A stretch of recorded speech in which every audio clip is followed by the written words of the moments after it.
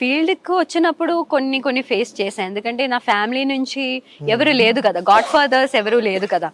ఇప్పుడు చాలా మందికి అలా ఉంటారు. మేబీ డ్యాడీ ప్రొడ్యూసర్‌గా ఉంటారు. లేదంటే డైరెక్టర్‌గా ఉంటారు. ఆర్టిస్ట్ ఉంటారు.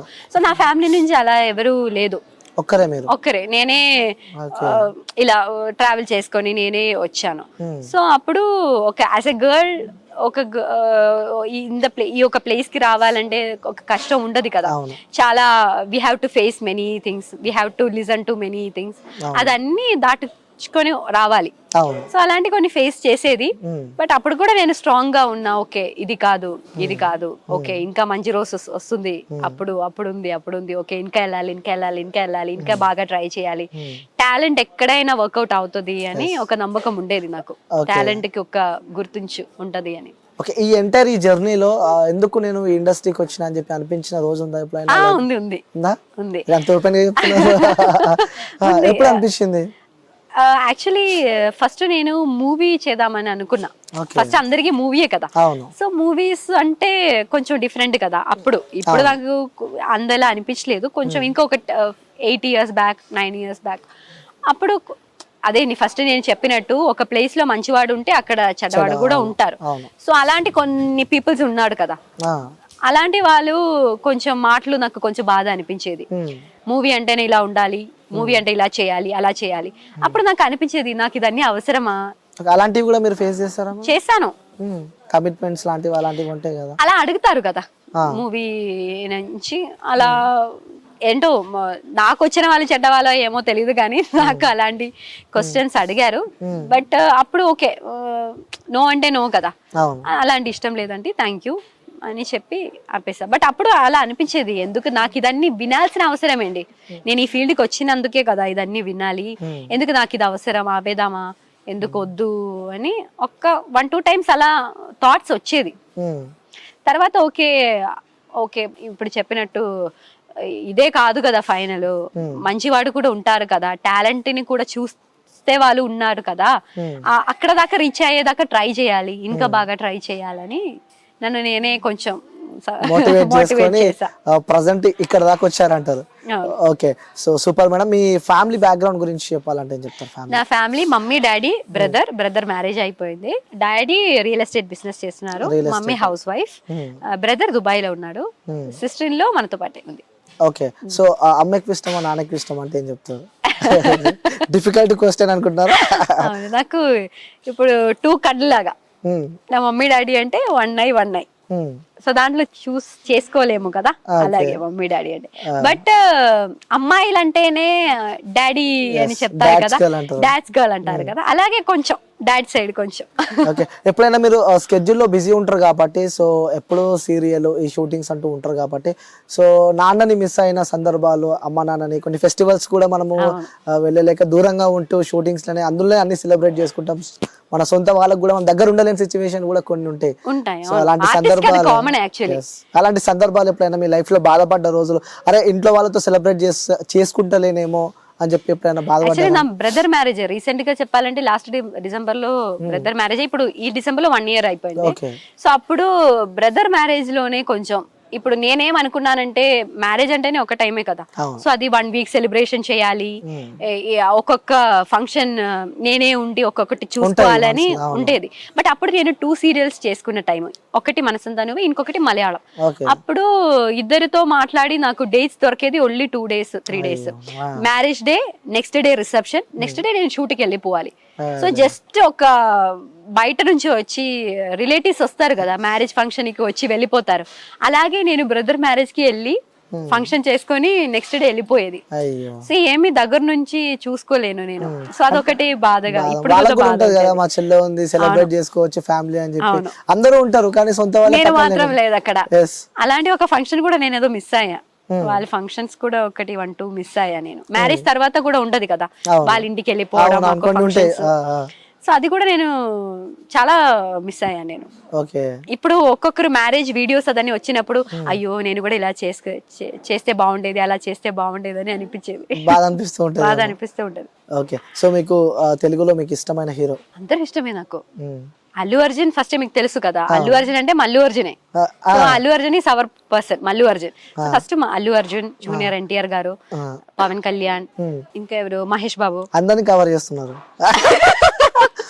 తెలుగుగా మళ్ళీ అందరినీ కవర్ చేస్తున్నారు అని చెప్పి. మీకు అల్లు అర్జున్ అంటే బాగా ఇష్టం అని చెప్పి తెలుసు మాకు. ఎందుకు అల్లు అర్జున్ అంటే అంత ఇష్టం మీకు? పుష్ప సినిమా ఎన్నిసార్లు చూసారు? పుష్ప 3-4 times చూసారు. ఓకే. ఎలా అనిపించింది మీకు? నాకు చాలా, ఒకటి మలయాళంలో చూసా, నెక్స్ట్ తెలుగులో చూసా, తమిళ్లో చూసా, హిందీలో చూసా, ఆల్ లాంగ్వేజ్ లో చూసా నేను. ఓకే. సో ఇంత మంది సెలబ్రిటీస్ ఉన్నాక అల్లు అర్జున్ గారు అంటే ఎందుకు ఇష్టం అంటే ఏం చెప్తారు? ఎందుకు తెలియదు, మాస్ అంటే ఇష్టం.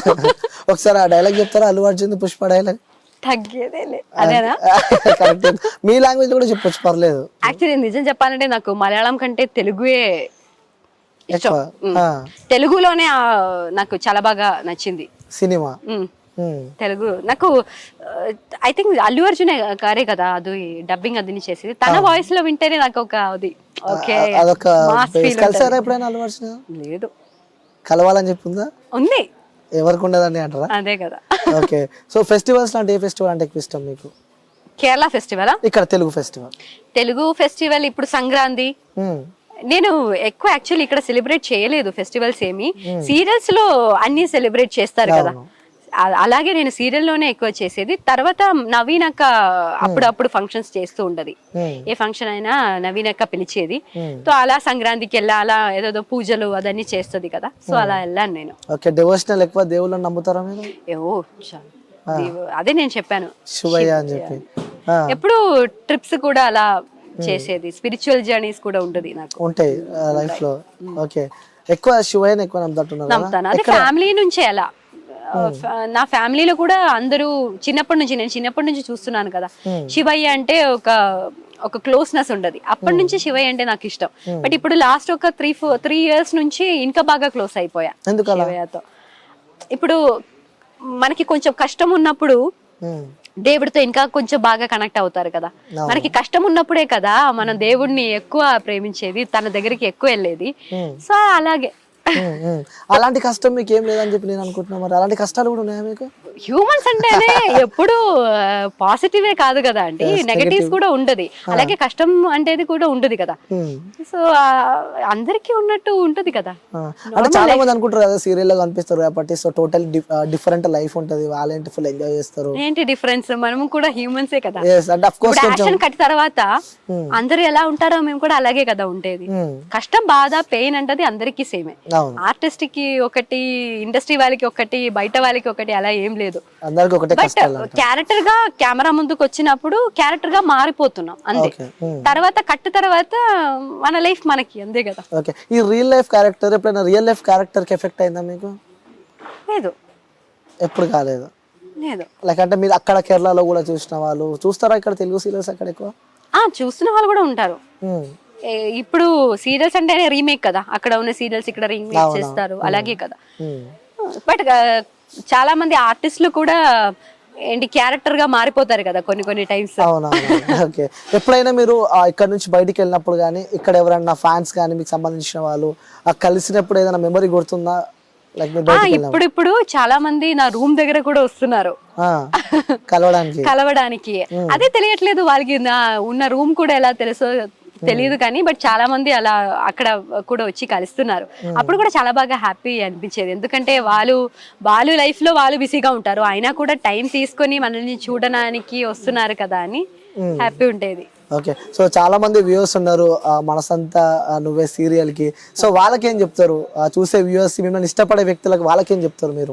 ఇలాగే ఇష్టపడుతూ ఉండండి, ఆ లవ్ ఇంకా ఇవ్వండి, అదే చెప్తా. నెక్స్ట్ ఇంకేమున్నాయి? డైరెక్టర్ గారు ఇక్కడ ఉన్నారు. అంటే వీళ్ళ డైరెక్టర్ గారు కూడా ఎప్పుడు వచ్చి అప్రిషియేషన్ చేస్తారు. సో నెక్స్ట్ 1000 ఎపిసోడ్స్ రాబోతున్నాయి.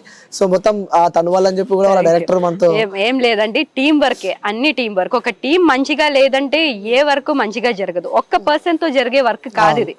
ఇది ఒక టీం వర్క్. అందరూ నేను చెప్పాను కదా, ఫ్యామిలీ లాగా వర్క్ చేస్తున్నారు, ఒక ఫ్యామిలీ లాగా చేస్తున్నారు.